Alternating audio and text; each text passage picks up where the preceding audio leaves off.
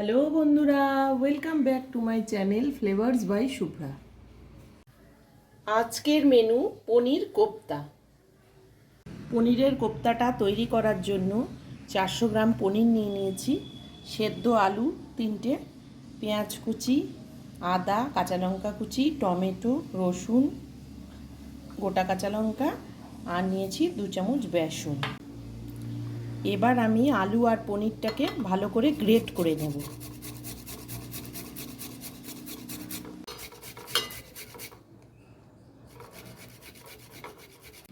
আলুটা গ্রেট করা হয়ে গেছে, এবার পনিরটাও গ্রেট করে নিচ্ছি।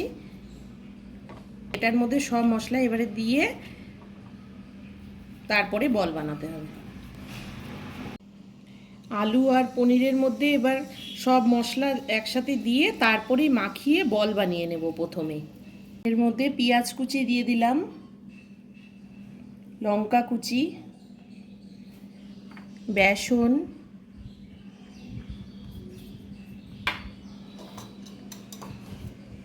লবণ,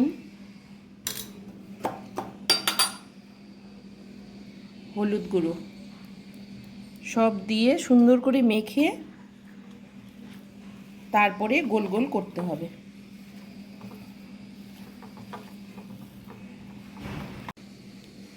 সম্পূর্ণ ডোটা আমার মাখা হয়ে গেছে, এবার আমি ছোট ছোট করে কেটে নিয়ে গোল গোল করে বানিয়ে নেব।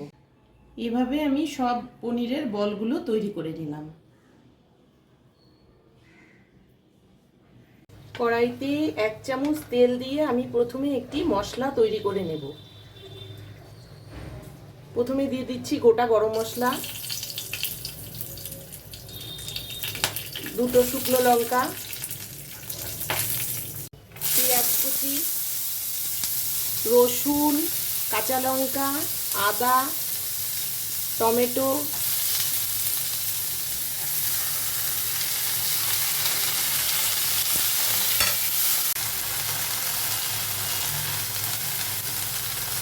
আমি সকালে একটু চিনে বাদাম আর কাজু বাদাম ভিজিয়ে রেখেছিলাম, সেটাও দিয়ে দিলাম।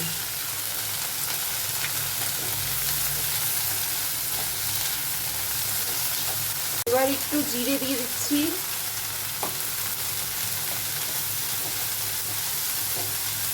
সামান্য একটু নুন দিয়ে দিলাম। পেঁয়াজগুলো নরম হবে। এই মশলাটা আমি পেস্ট করে নেব। মশলার কাঁচা গন্ধটা চলে গেলে নামিয়ে ঠান্ডা করে আমি পেস্ট করে নেব। কড়াইতে তেল গরম করে নিয়েছি, রিফাইন তেল দিয়েছি ভাজার জন্য। এবার আমি একটা কোপ্তা ছেড়ে দেখে নেব হচ্ছে কিনা।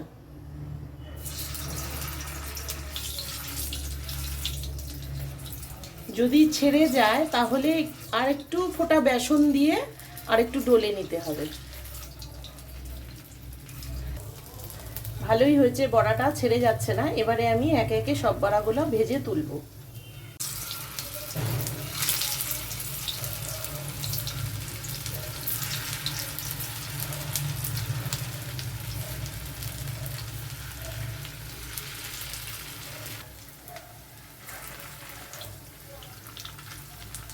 আর একটা কথা, ভাজার সময় গ্যাসের হিটটা মিডিয়াম টু লোতে রেখে দেবে। হাই হিটে দিলে বড়াগুলো ছেড়ে যেতে পারে। এভাবে আমি সব বড়াগুলো ভেজে তুললাম। খুব ধীরে ধীরে তুলতে হবে, না হলে কিন্তু ভেঙে যাবে।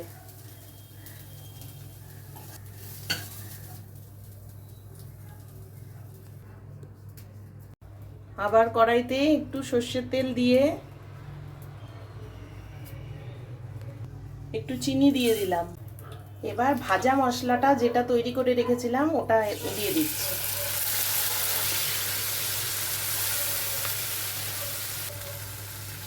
লবণ হলুদও দিয়ে দিলাম।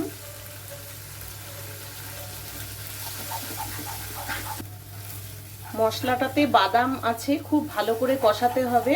বারবার নাড়তে থাকতে হবে, না হলে তলায় লেগে যাবে, বাদামে আঠা হয়ে লেগে যাবে। মশলাটা কষা হয়ে গেছে, দেখো তেল ছেড়ে গেছে মশলাটা থেকে। এবার জল দিয়ে দেব।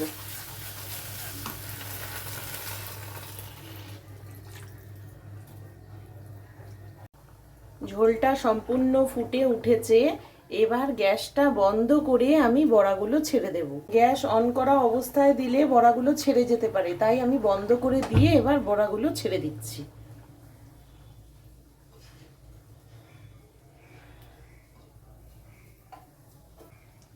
তোমাদের যদি আমার এই রান্নাটা ভালো লেগে থাকে তাহলে ভিডিওটিকে লাইক করো, চ্যানেলটিকে সাবস্ক্রাইব করো, আর যারা ফেসবুক পেজ থেকে দেখছো তারা পেজটিকে ফলো করে দিও। রান্নাটা সম্পূর্ণ তৈরি হয়ে গেছে, এবার আমি তুলে নেব।